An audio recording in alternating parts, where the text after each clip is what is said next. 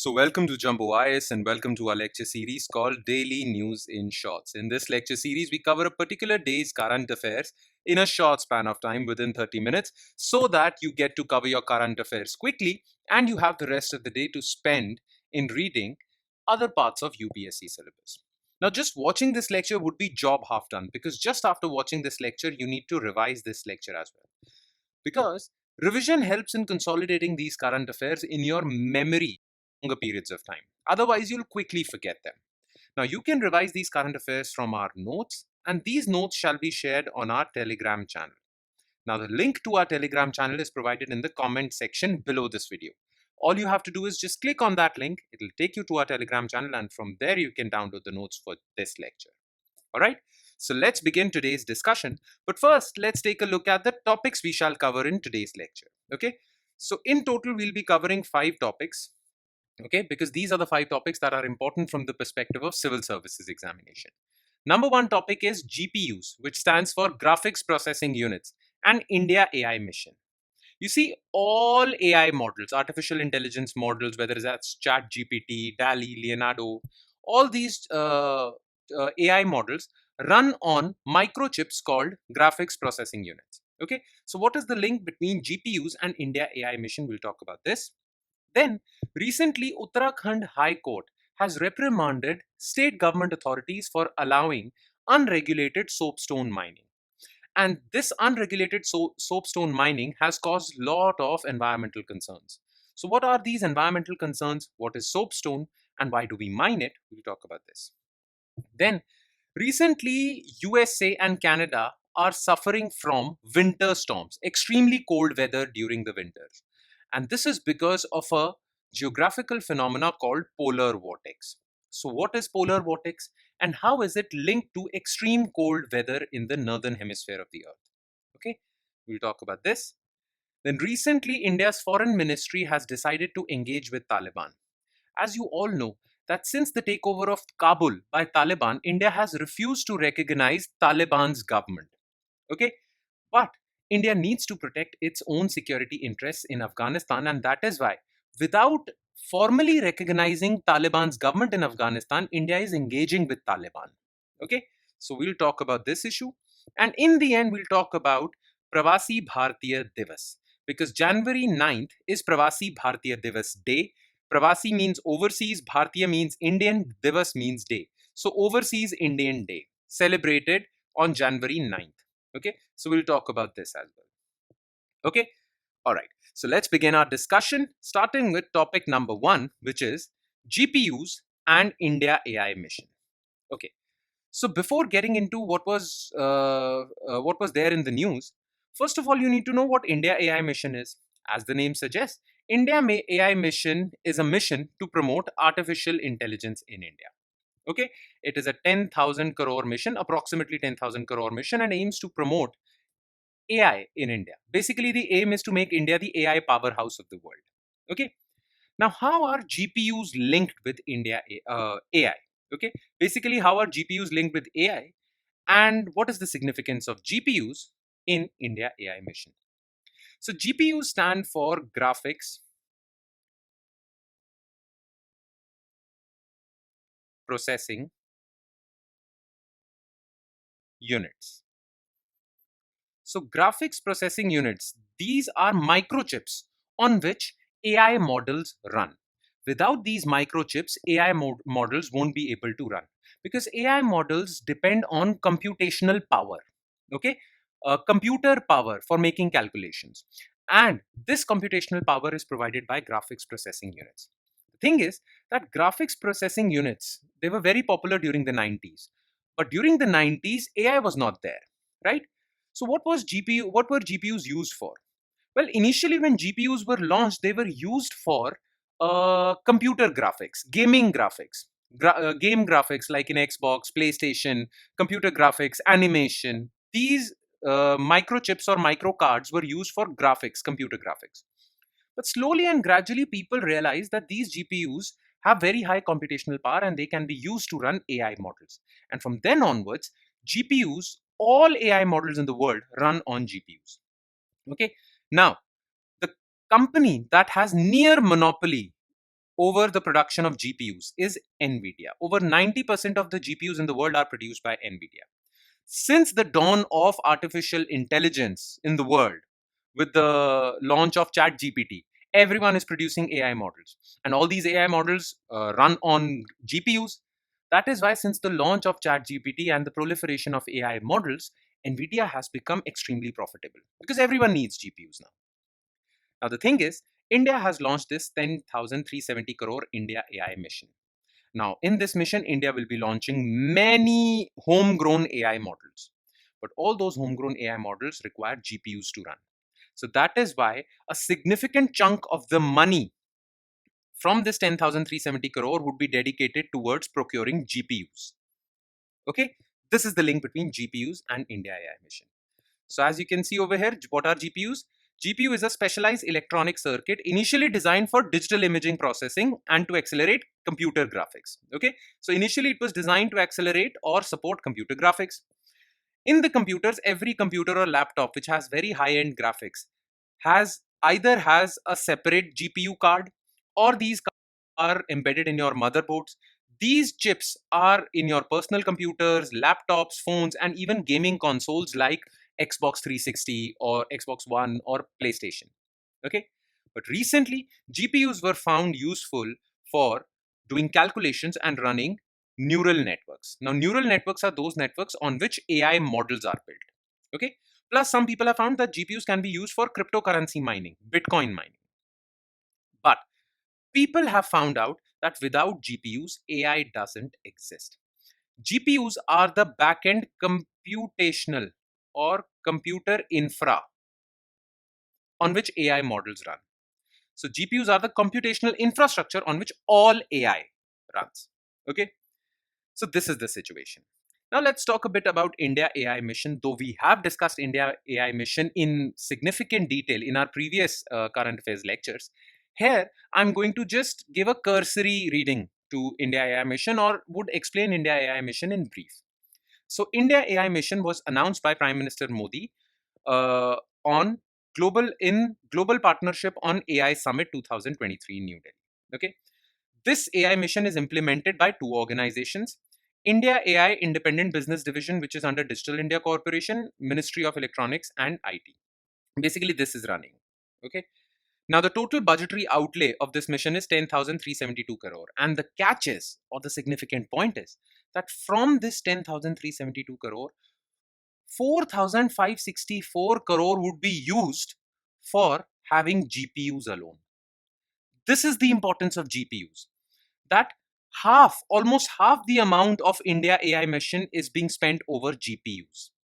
Because without GPUs, AI doesn't exist. That is why almost half of this amount is being spent on procuring and getting GPUs. Okay. The major features of India AI mission is, first of all, to establish a computing capacity of more than 10,000 GPUs. And these 10,000 GPUs would be established through public-private partnership. And in this public-private partnership, 50% funding would be provided by government, which is known as viability gap funding. So first task is to get GPUs. Okay. The second task is to develop foundational AI models that can be used by all Indians and Indian entrepreneurs. And these AI models would be trained on Indian languages. Okay. Especially for sectors like healthcare, agriculture, and governance. All right. So this is the entire issue. Okay. Let's move forward with second news item, which is issues with soapstone mining. Thing is, that unregulated mining activities have become rampant in the state of Uttarakhand. Now, this unregulated mining has caused a lot of natural disasters. Environmental activists say that because of unregulated mining activities, Uttarakhand is witnessing frequent landslides, which basically jeopardizes the life of people living there. It also leads to land subsides, gets lower. Okay. Now, because these unregulated mining activities have become rampant and they are causing environmental disasters, Uttarakhand High Court has reprimanded state government authorities for allowing these unregulated soapstone mining, especially in the town of Bageshwar, which has more than 160 mines. Okay, so this has been the issue. Uttarakhand High Court has said that state government should take steps to, first of all, completely stop unregulated mining. And if there should be mining, then that should be properly regulated with all the safety protocols. Right? Now, the question is, what is soapstone and what is its significance? Because if it is that significant, that is why people are mining for it. Okay. So, what is soapstone? You see, soapstone is a metamorphic rock. Okay. The thing is that rocks are of three types: igneous rocks. These rocks are made up of solidified magma. Okay. Whenever there is volcanic eruption, whether over the ground or under the ground, when that magma, lava, cools down, it creates igneous crystalline rocks. Okay. Then there are sedimentary rocks. Okay. Now, the sediments brought down by rivers in river valleys solidify, they become compact, and they become compact enough to form rocks. These are known as sedimentary rocks because they are made up of sediments brought down by water bodies, rivers in particular.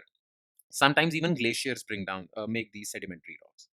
And the last category is metamorphic rocks. Now, what are metamorphic rocks?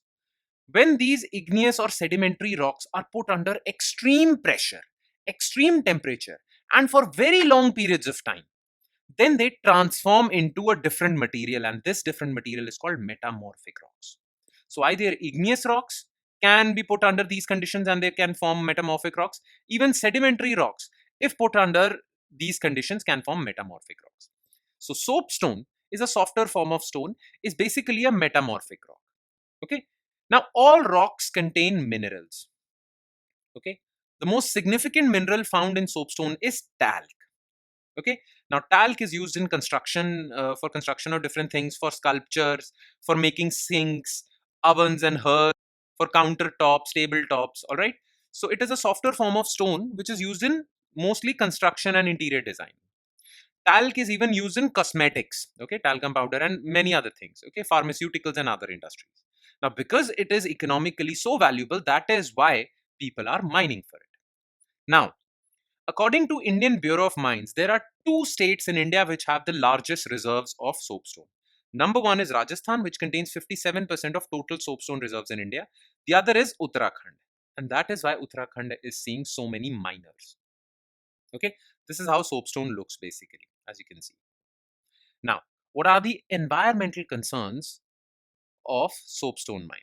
Okay, the thing is that rampant soapstone mining has increased the vulnerability or increased the frequency of landslides or land subsidence in Uttarakhand. Now, as per US's National Oceanic and Atmospheric Administration, subsidence is sinking of the ground. The ground falls, sinks. Okay, and the reason why ground sinks is because the underlying layers have been removed. Now, underlying layers of the ground are removed through mining activities. And because soapstone is being mined in such high quantities, the underlying layers of most of the soil or most of the land in Bageshwar has been lost or has been removed. And because of that, land subsistence is happening. Plus, mining related activities also cause water scarcity, water loss, and water pollution. Now, if these mining activities are regulated, then they follow all the related safety protocols. For example, they establish green belts to reduce air pollution. They create retaining walls, boundaries. All these safety protocols are taken care of if the mining is regulated. But if it is unregulated, unsupervised, then these unsupervised people don't even care about these safety protocols. And that is why they do mining without the care for any of the people living in the surrounding areas. And because of their activities, frequent landslides are occurring. Now, Uttarakhand High Court has said to the state government that why are you allowing these activities? You need to take stricter action. And that was what was in the news. Okay? All right. Now let's move forward to third news item of the day, which is related to geography, and that is polar vortex and winter season. So USA currently is suffering from a very strong winter storm. Because of this very strong winter storm, winter has been unusually cold this year. Okay, at least 5 people have died in United States after a winter storm hit a large swathe of country over the weekend. It has led to mass school closures, dangerous road conditions, and power cuts. In fact, USA has 50 states. Of these 50 states, 30 states have issued weather warnings that people should stay inside. These 30 states have issued warnings to around 60 million people, 6 crore people. So 6 crore people are currently undergoing this or suffering or basically experiencing this winter storm. Now, the reason for unusually cold winters this year in USA is polar vortex.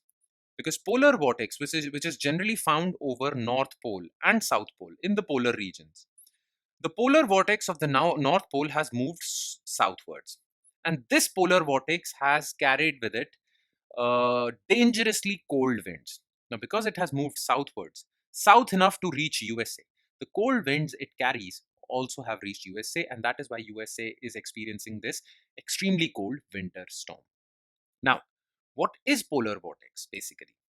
As you can see in this image over here, what polar vortex is basically what? It is a low pressure area. Okay? It is a low pressure area just over the basically just over the North Pole or South Pole, just above the poles. It is a low pressure area. Okay, this low pressure area has very cold winds, but these cold winds are confined to this circular region. Okay, and these cold winds rotate. Okay, like a wheel over North Pole. Clear? Now these cold winds are prevented from moving southwards. These cold winds are prevented from moving southwards because of the jet streams that are moving in a circular fashion around this polar vortex. Okay, so these jet streams make the boundary of this polar vortex. Okay, now what are jet streams? Jet streams are very high speed winds blowing in the upper atmosphere, not closer to the ground, but in the upper atmosphere. Okay, thing is that these very high speed jet streams that blows in this area, these winds confine this polar vortex to the North Pole, and the cold winds in this polar vortex rotate within this area. All right. Now the thing is that polar vortex is of two types: tropospheric polar vortex, stratospheric polar vortex. Now, basically, as you all know, that atmosphere has many layers. Okay, the lowermost layer is known as troposphere.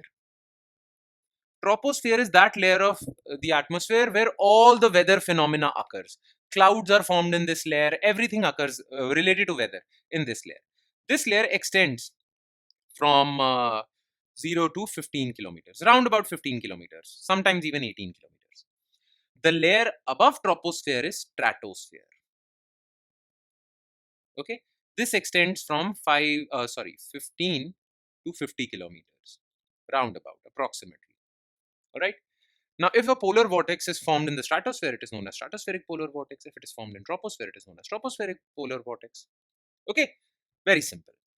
Now, the thing is that one thing you need to know about stratospheric polar vortex is that unlike tropospheric polar vortex, stratospheric polar vortex disappears during the summer months. So it doesn't exist during the summer months, and it is the strongest during autumn. Okay, now the thing is, how does this polar vortex, which is almost circular, move southwards? Thing is, whenever the tropospheric polar vortex is strong, it is exactly circular. Okay, but when it is weak, if the polar vortex is weak, that means the low pressure is not that strong. Okay, then the jet streams surrounding it become wobbly. Okay, as you can see, they become wobbly.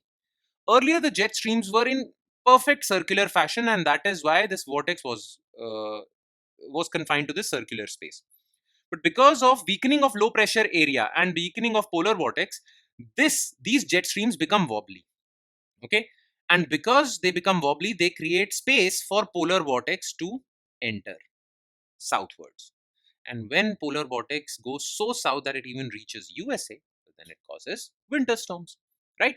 Now, this can occur in Asia as well, in Europe as well. In fact, more often than not, whenever polar vortices move southwards, they affect the weather patterns on North America, Europe, and Asia together. Okay, that is the thing. So polar vortex shifting south. The US, parts of Europe, Asia experience chilly winds when polar vortex at the North Pole weakens, travels from its usual position southwards. As this system weakens, some of the cold Arctic air, okay, now air at the Arctic region, North Pole, is extremely chilly. Well, this air moves southwards and causes winter storms. Okay, and the reason is jet streams becoming wobbly. And why do jet streams become wobbly? Because the low pressure area on the polar vortex weakens. All right, and now we move on to our next news item, which is India's engagement with Taliban. So the thing is, India does not recognize Taliban's government over Afghanistan. But India has realized that it has significant interests in Afghanistan. And because Afghanistan is controlled by Taliban, if India really wants to protect its interests, it needs to engage with Taliban. So what has India done? So without officially recognizing Taliban government, Indian officials have started meeting Taliban officials. Okay. And the latest meeting was between Foreign Secretary Vikram Misri and Taliban's Foreign Minister Amir Khan Muttaqi. And both of them discussed issues related to geopolitics around the region, but they also discussed India's interests, especially security interests in Afghanistan. All right. Now, why has India become so active in engaging with Taliban? Okay, why has India become so active, especially recently? There are 5 reasons for that. First of all, uh, India initially, India has always considered Taliban to be Pakistan's and Pakistan's army's B team. Okay, therefore, whenever something from Taliban, India thinks that instead of directly engaging with Taliban, we need to engage with Pakistan. Okay, plus is kind of our enemy. So therefore, Taliban by extension becomes our enemy. Therefore, we don't need to engage with it. But recently, a war-like situation has erupted between Taliban and Pakistan, which creates the opportunity for India to engage with Taliban, because now Taliban will not act as Pakistan's B team and it will act independently. Okay, so because of that, India has some interest in Taliban now. Plus, India has a lot of infrastructure and security interests in Afghanistan. But many other countries whose interests in Afghanistan allied with those of India's, they have or they are facing distractions right now. Okay, they are focused elsewhere. For example, Iran is busy with its war with Israel. Therefore, Iran is not looking towards Afghanistan. Therefore, India does not have the support of Iran when it comes to Afghanistan right now, because of Iran is distracted right now. So India has to step up on its own. Similarly, Russia also has significant interest in Afghanistan, but currently Russia is busy with Ukraine, right? So that is why India needs to step up and do things on its own. That is why it is engaging with Taliban. Plus, with the return of Donald Trump, there is a wave of unpredictability in the air of international politics. No one knows how Donald Trump would behave. Therefore, India needs to secure its interests in Afghanistan on its own, and India cannot completely rely on USA for securing those interests. All right. Plus, the last but the most important reason is China is already engaging with Taliban and has increased its investments and its presence in Afghanistan. And China is kind of an adversary for us. Therefore, if China increases its presence in Afghanistan beyond a certain threshold, that is a significant threat for India. Therefore, India needs to counter Chinese presence in Afghanistan, and that is why India is engaging with Taliban. All right. Now, what are those interests that I'm talking about, which India has in Afghanistan? First of all, India has a lot of security interests. Okay. India cannot allow Afghanistan to be a breeding ground of terrorism, because these terrorists trained in Afghanistan would certainly can also attack India. So it is a concern for India. India cannot allow Afghanistan to be a terrorist breeding ground. And Taliban has given assurances to India. First of all, Taliban has said that we will protect your embassy region, okay, your consulates in Afghanistan. Plus, Taliban is saying that we are currently fighting Islamic State, ISIS. Okay, and India is worried about ISIS. So, kind of, when it comes to ISIS, India's interests are allied with those of Taliban. Okay, so this is the thing. Then, infrastructure. You see, India wants to trade with Afghanistan. Okay, India wants to trade with Afghanistan, and from Afghanistan, it wants to trade with other Central Asian countries. But the problem is, there is Pakistan in between. Okay, and Pakistan does not provide land access for trade to happen between India and Afghanistan. All right. So what did India do? What India did was India took significant stakes in Chabahar port in Iran. And from Iran, India is supporting the construction of a highway which starts from Chabahar port in Iran to the Afghanistan border, and from there to Zaranj in Afghanistan, and from there to Delaram. Okay, so India can reach the interiors of Afghanistan without going through Pakistan using Chabahar port and the highway Zaranj Delaram highway. But for that to happen, India needs to be on friendly terms with the government ruling Afghanistan. That is why India is engaging with Afghanistan, because if Taliban is in India's support, then India can easily use this route to trade with not just Afghanistan but also Central Asia. Okay. Plus, Taliban already acknowledges that in the last 20 years, India has provided developmental aid or developmental investments to the tune of 3 billion US dollars. And Taliban wants India to continue with that because Taliban is in the need of development of Afghanistan. So this is also one of those things that India is interested in. So these are some of the interests, though the list is very long. We are going to focus only on these three. All right. And last but not the least, Pravasi Bhartiya Divas, which is celebrated every 2 years on January 9th. Now, Pravasi Bhartiya Divas, basically, Pravasi means overseas, Bhartiya means Indian, and Divas means day, overseas Indian day. And it is celebrated to recognize the contributions made by Indians living abroad. Okay, contributions towards the development of India. So Prime Minister Narendra Modi inaugurated 18th edition of Pravasi Bhartiya Divas on January 9th in Bhubaneswar. And the theme for this Pravasi Bhartiya Divas was Indian diaspora's contribution to Vikasit Bharat. Now, the reason why we have chosen January 9th as the date for celebrating this Divas is because it is on this day that Mahatma Gandhi returned from South Africa to India in 1950. Okay, and he was, at one point of time when he was living in South Africa, he was a Pravasi Bhartiya, but he made significant contributions to India. In fact, he was instrumental in bringing India its well-cherished freedom from the British rule. So, to honor his contributions, we have selected January 9th. All right. And on this occasion, while celebrating Pravasi Bhartiya Divas, government also gives out Pravasi Samman Awards. These are the awards given to overseas Indians for their contribution, relevant contribution towards India. Okay. So the event is held every 2 years to honor the contributions of Indian diaspora to their homeland. According to Ministry of External Affairs, more than 3.5 crore overseas Indians are based abroad. So there are around 35 million Indians living abroad.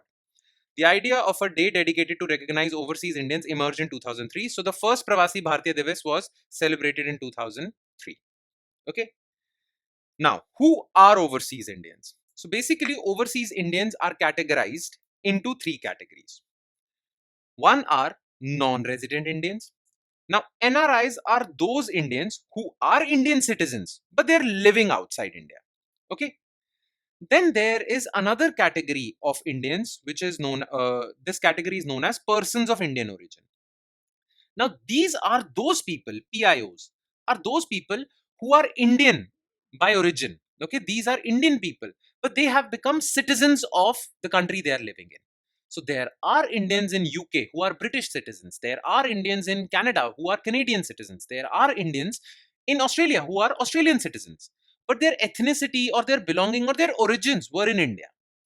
These people are called persons of Indian origin. Okay. NRIs are Indian citizens. PIOs are not Indian citizens. Okay. Now, if some of these PIOs register with Government of India as overseas citizen of India, then they are called OCIs, and they are given an OCI card also. Okay. So persons of Indian origin who have registered with India are known as OCIs. Clear? Now, this category of PIOs was valid till 2005. In 2005, government merged PIOs with OCIs. So currently there are two types of overseas Indians, NRIs and OCIs. All right. So if a PIO registers under Section 7A of Citizenship Act, okay, then he's categorized as OCI, and PIO category is abolished. Okay. Pravasi Bhartiya Samman Award. I've mentioned that before also. So this is all you need to know about Pravasi Bhartiya Divas. And with that, we conclude today's session. Thank you so much for watching, everyone, and I'm sure it has added value to your preparation. But it will add more value if you revise this lecture also. Please do not forget to revise this lecture. Revision is really helpful. On that note, I'll sign off. Thank you so much for watching, everyone.